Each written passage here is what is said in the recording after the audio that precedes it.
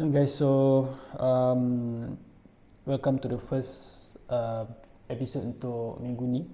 Aku baru upgrade aku punya equipment. Sebelum ni aku pakai iPhone, now I'm using DJI Pocket and also using this phone.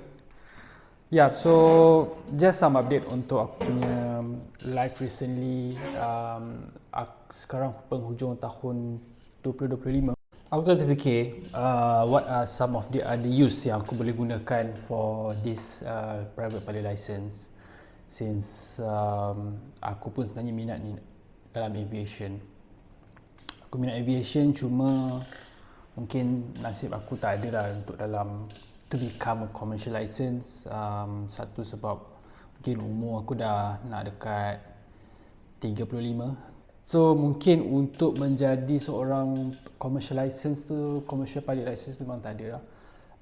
Aku sendiri pun plan nak do some business on other things.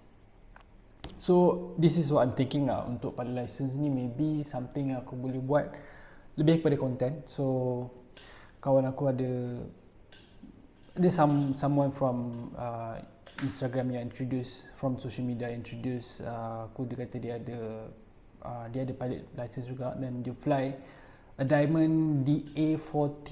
So tengah terfikir sama ada nak pergi ke Singapore atau tak, sebab dia ada dekat sana. Dan ya, mungkin kalau ada duit lebih, mungkin aku consider nak pergi ke sana lah untuk fly juga. Last time aku fly dekat Osaka. This one is for Beechcraft Bonanza G36. Dan it was fun actually.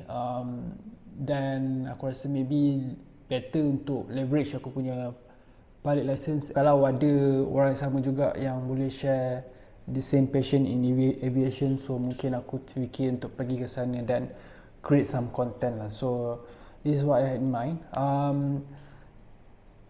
Yeah, we'll see. Kita tengok macam mana.